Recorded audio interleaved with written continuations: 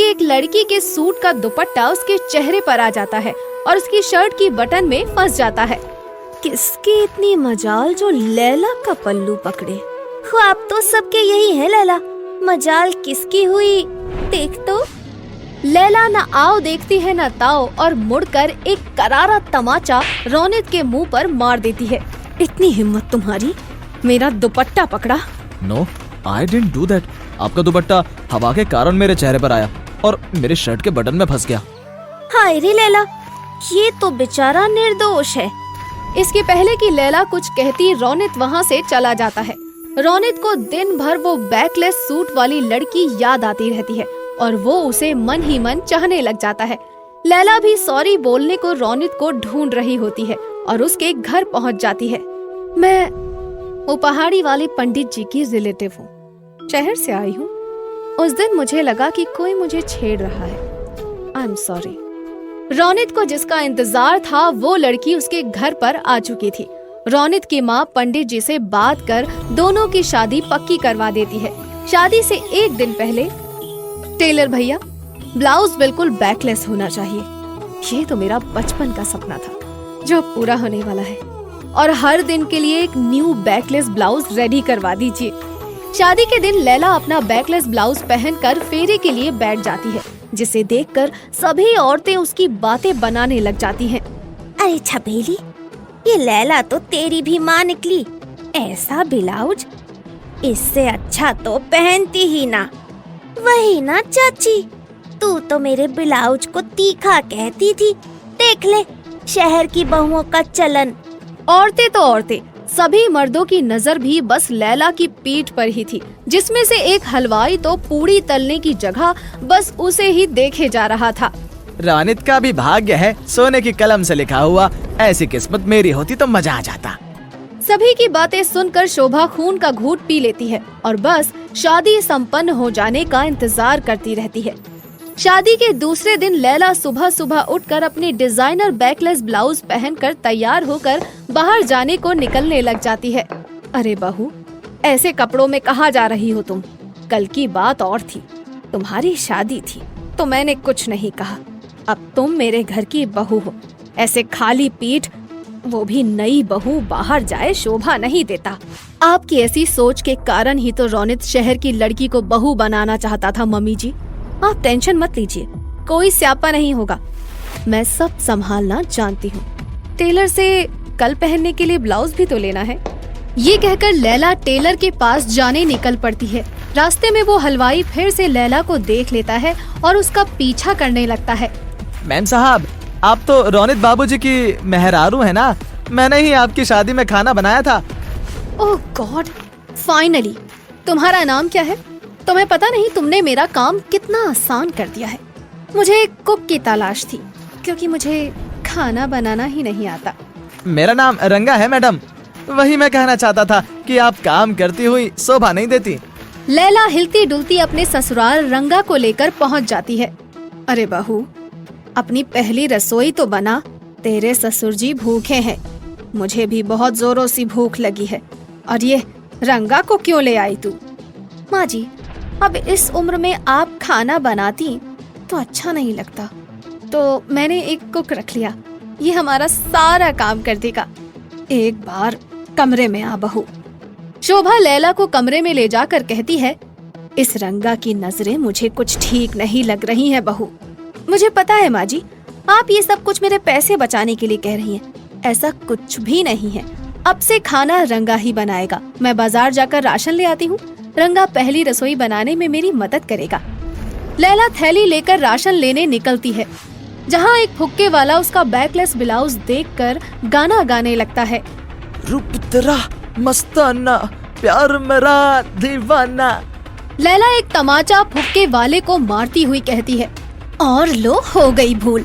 मुझे कोई कमजोर लड़की मत समझना जो तुम्हारे गाने सुनकर चुपचाप चली जाए, समझे?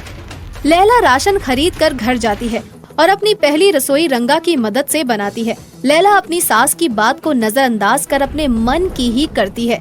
कुछ दिन बाद एक दिन जब लैला घर पर अकेली थी, रंगा रसोई से आवाज लगा कर कहता है, आज क्या खाओगी? क्या बनाओगे रंगा? मुझे खा लो। ये कहकर रंगा लैला के सामने आकर खड़ा हो जाता है। तुम्हारी ये मजाल। रंगा को झापड़ मारने के लिए लैला अपना हाथ उठाती ही है कि रंगा उसकी कलाई पकड़ लेता है। मुझे अपना पति मत समझना। नहीं नहीं, आज तो समझ ही सकती हो। रंगा लैला के साथ जबरदस्ती करने की कोशिश करने लगता है कि तभी खिड़की से कूदकर शोभा अंदर आ धमकती है और अपनी लाठी से मार मार के रंगा की हड्डी पसली एक कर देती है। ये बूढ़ी नजरें इतनी भी कमजोर नहीं। रास्ते में जाते वक्त भी मेरा मन तेरे पास पड़ा था। बहू, मुझे लगा तू अकेली होगी तो मेरा दिल नहीं माना और मैं आ गई। मैं नहीं आती तो क्या होता तेरा बहू। मुझे माफ कर दीजिए माँ जी, मेरी गलती हो गई। अब मैं कभी आपकी बात नहीं काटूंगी। आप जो कहेंगी वही करूंगी। इस हादसे के बाद लैला अपनी सास की कभी कोई बात नहीं टालती और एक अच्छी बहू साबित होती है। 5वीं क्लास प्राइमरी स्कूल में पढ़ने के बाद रेखा ने मॉडर्न पब्लिक स्कूल में 6ठी क्लास से एडमिशन लिया था। जब वो क्लास में गई तो उसे काफी सारे नए चेहरे नजर आए। क्लास शुरू होने से पहले एक लड़की जो कि लगभग रेखा की ही उम्र की थी, उसके बराबर में आकर बैठी। Hello, new admission? हाँ, क्या तुम भी नई हो? नहीं, मैं फर्स्ट क्लास से यहाँ पढ़ रही हूँ। That's great. क्या नाम है तुम्हारा? आई एम सीमा। सीमा, अच्छा नाम है तुम्हारा। मेरा नाम रेखा है। शुक्रिया, तुम भी बहुत अच्छी हो। चलो, अच्छा हुआ कि तुम जैसी दोस्त भी पहले दिन ही मिल गई, वरना नया स्कूल, नई क्लास, किसी से बात करने की हिम्मत ही नहीं हो रही थी। कोई बात नहीं, स्टार्टिंग में ऐसा ही होता है। इस तरह पहले दिन से ही सीमा और रेखा में खासी बातचीत हुई। लंच में वो दोनों गार्डन में गई और एक साथ खूब खेली, और जब छुट्टी के टाइम बाहर निकली तो पता चला कि उनका घर भी एक ही रास्ते पर था। सीमा का एक गली पहले और रेखा का अगली गली में था, इसलिए वो घर के लिए भी एक साथ ही बातें करते हुए निकल पड़ी। स्कूल के अलावा अब उन दोनों का एक दूसरे के घर जाने का सिलसिला भी शुरू हुआ। सीमा जब पहली बार रेखा के घर गई तो उसको पता चला कि रेखा की मम्मी नहीं है, वो अपने पापा के साथ ही रहती है। फिर उसने रेखा को भी घर आने के लिए इनवाइट कर दिया।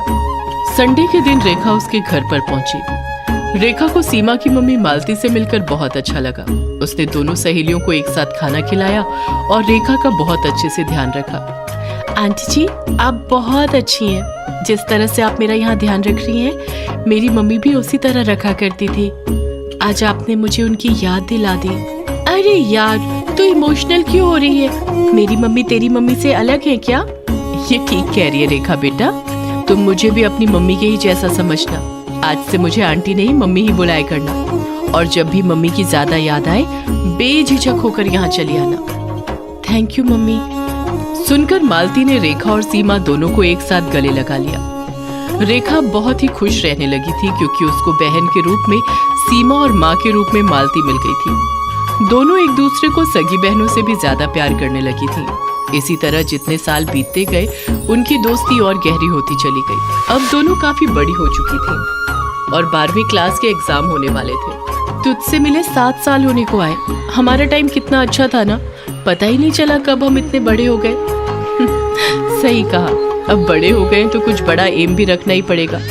मैंने तो सोच लिया है कि मैं दिल्ली यूनिवर्सिटी जाकर अपनी आगे की स्टडी करूंगी। क्या सच में? तू मुझे छोड़कर दिल्ली जाएगी? यार, मेरा सपना है, जाना तो पड़ेगा ही ना। वैसे तेरा भी तो कोई सपना होगा, जरा बता तूने क्या सोचा है? मेरी पढ़ाई तो यही ठीक ठाक चल रही है। मेरा सपना है तेरे ही साथ स्टडी कंप्लीट करूं और तुझे दुल्हन बनकर अपनी आंखों के सामने फेरे लेते हुए देखूं। उसके मुंह से ये बात सुनकर सीमा इमोशनल हो गई और बोली, तू कितनी प्यारी है मेरी बहन। तूने अपना सपना तक मुझसे जोड़ा हुआ है। तुझ जैसी दोस्त नसीब वालों को ही मिलती है। दिल्ली जाकर मुझे भूल मत जाना। मैं कहीं नहीं जाने वाली तुझे छोड़कर। मैं तो बस देख रही थी कि मुझसे अलग होने की बात सुनकर तू क्या रिएक्शन देती है। सच में तू नहीं जा रही? नहीं जाने वाली मैं कहीं भी। तेरा और मेरा रिश्ता तो आखिरी सांस तक चलेगा। ये सुनकर रेखा ने उसको कसकर गले लगा लिया। अगले कुछ सालों के बाद दोनों की स्टडी भी कंप्लीट हो गई और उनके घर वाले उनके लिए रिश्ता ढूंढने लगे। सीमा की कुंडली एक लड़के से मिली और उसकी शादी की डेट भी फिक्स हो गई। 1 हफ्ते बाद मेरी शादी है। अब तू यहीं मेरे पास रुक जा, शादी तक यहीं रहना, ओके? क्यों नहीं, आखिर तुझे दुल्हन बनकर फेरे लेते हुए भी तो देखना है। हाँ यार, तेरी इन ख्वाहिशों की वजह से ही तो मैंने शादी के लिए हाँ की है, वरना मेरी क्या उम्र थी शादी करने की।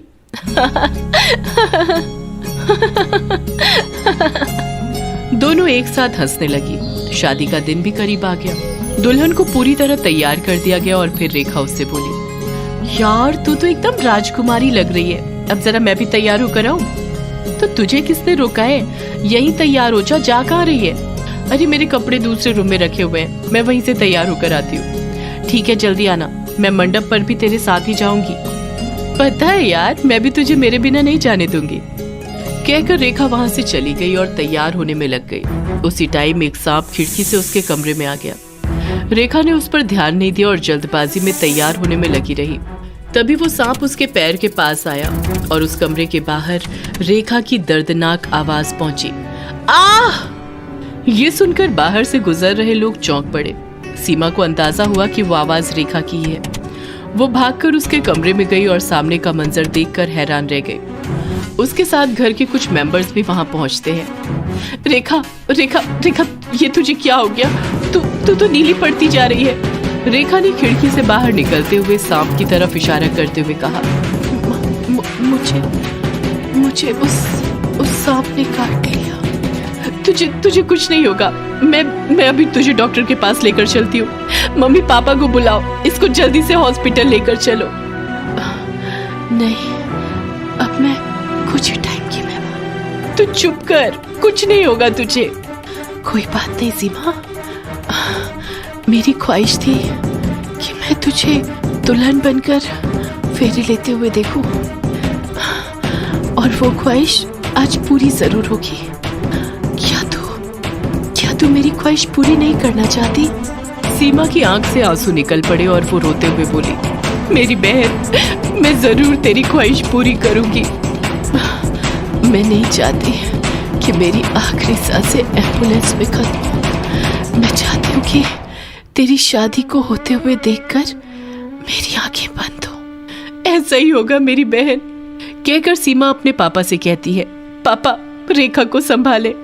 उसके पापा रेखा को गोद में लेकर चलते हैं और उसके बराबर में सीमा दुल्हन बनी हुई मंडप तक पहुंचती है। रेखा के सामने ही सीमा फेरे लेती है और सभी उनकी इस दोस्ती को देखकर इमोशनल नजर आते हैं। फिर मंगलसूत्र पहनने के तुरंत बाद ही सीमा रेखा से बोलती है, देख रेखा, मेरी शादी हो गई, अब तो तू खुश है ना? हाँ, मैं खुश हूँ। अब बस मरते दम तक तेरे साथ रहूंगी, वही ख्वाहिश रह गई है। इस घर से तेरी डोली और मेरा जनाजा एक साथ उठेगा। नहीं, अब मैं और नहीं रुकूंगी, मैं अभी तुझको हॉस्पिटल लेकर चलती हूँ।